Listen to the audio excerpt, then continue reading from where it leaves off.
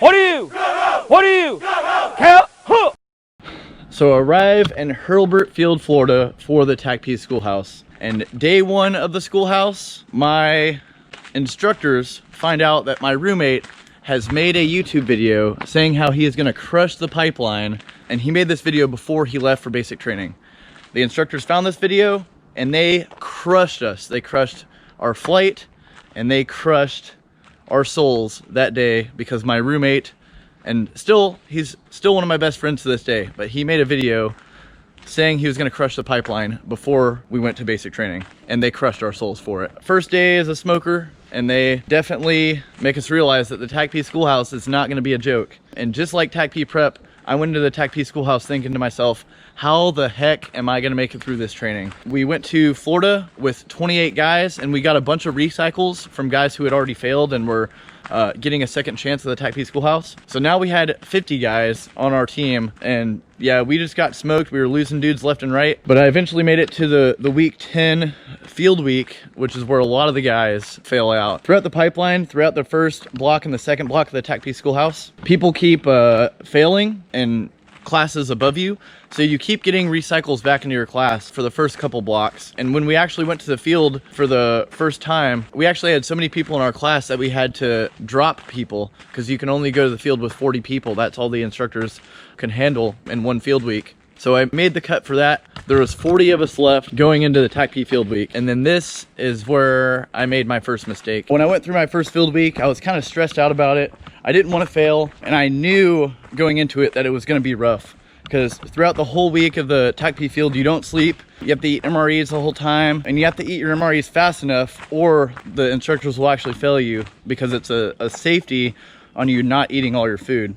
But yeah, you have to land nav, you have to do vehicle navs, and you do like some small unit tactics and some team movements. You need to pass this in TACP field, and a lot of people fail during this week. On top of all these evaluations that you need to do, you also can't lose equipment and you have to remain tactical, and the instructors can actually fail you for that as well.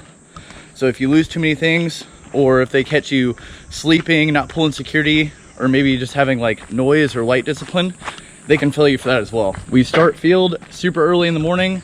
We wake up probably around midnight and get prepared, make sure all our gear is good to go. The instructors do a little gear layout and we're on our way to the field. I think I got like one or two discrepancies within like the first 10 minutes of starting field, so I was already off to a bad start. It just spiraled from there. I was freaking out because if I lost too many things I would fail. I had already lost like one or two things, so I was freaking out. And then it came to the nighttime. I had already lost 3 things and I was just stressed out about it. And then next thing you know, we're getting to our night navigation on the very first night. It was my first time ever walking out in the woods by myself. I was actually kind of scared. I grew up in Las Vegas and that's just something I wasn't used to. So I'm walking around in the woods all by myself at night. There's snakes sliming around. I was just freaking out. I didn't want to lose anything else because I knew if I lost something else, that was automatic failure and I would be recycled. I was just on edge, and there was one point in my night navigation to where I couldn't move. I was literally like stuck in vines in the Florida swamps, entangled in my own rucksack. I finally get untangled from the bush. I keep walking, and then I realized that my headlamp on my head had gotten ripped off, and so I'm desperately searching in the woods in the dark for my headlamp. But I wasn't allowed to use light because if you use your light, it's considered light discipline and they can fail you for that. I'm in the dark on my hands and knees, first night of the TACP field, looking for my headlamp that I lost. And so I take off everything. I can't find it. I took off my helmet, my LBE, like my uniform top.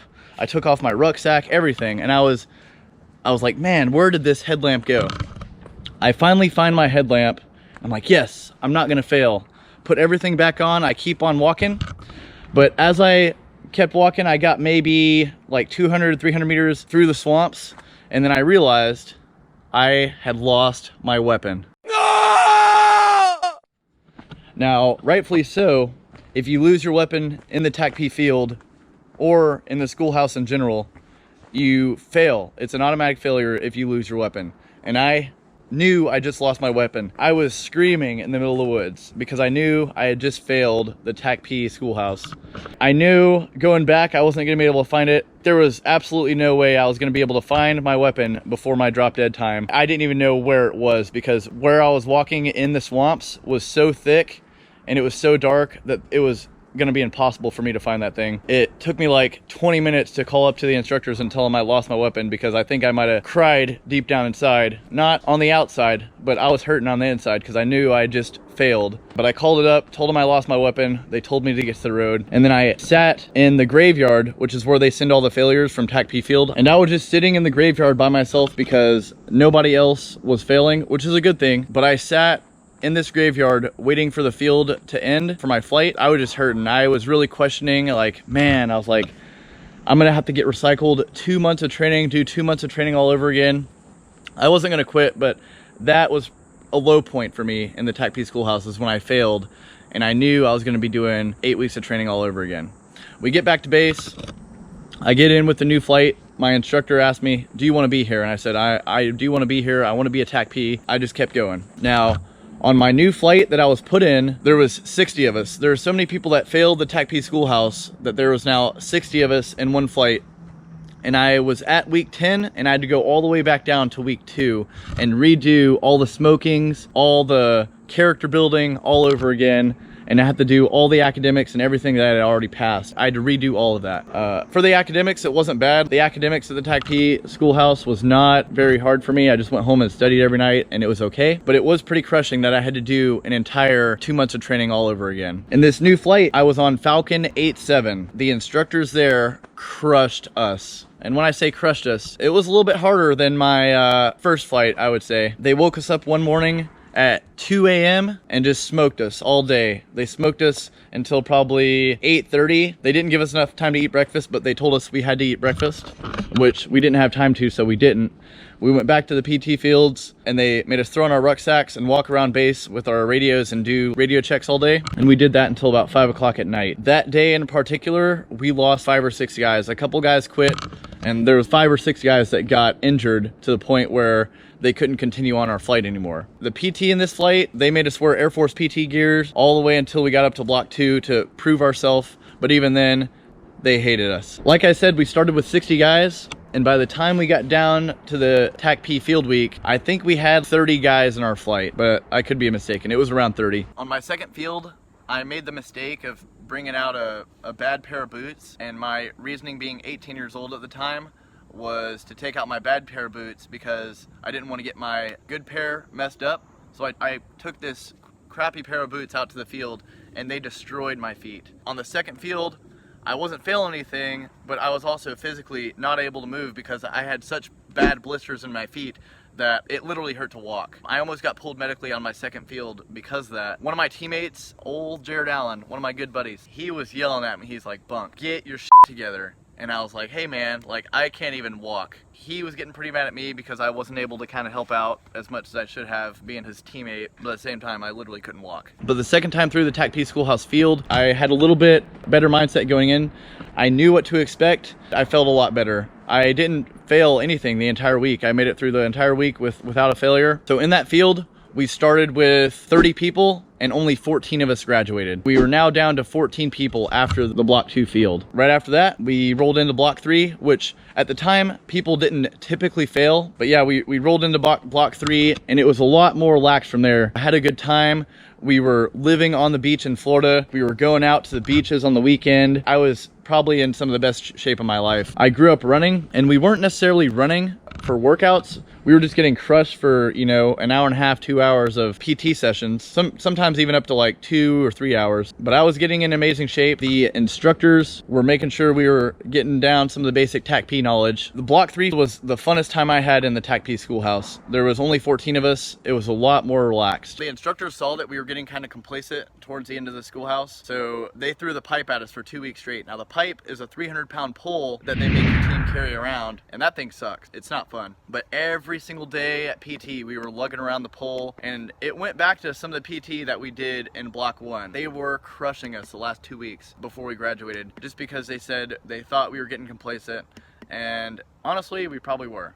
because the TACP schoolhouse at the end was starting to become a good time for us. They put us in line and they kept us in check all the way until the end of the schoolhouse. We lost 2 guys at the very end, so we had 14 guys in our flight. 2 guys failed the PT test, and then we had our final ruck, which I struggled on. Now, I grew up running, and that was my specialty, but whenever you threw a rucksack on my back and then we kept adding weight, me being 150 pounds when I started the schoolhouse was not good on my part.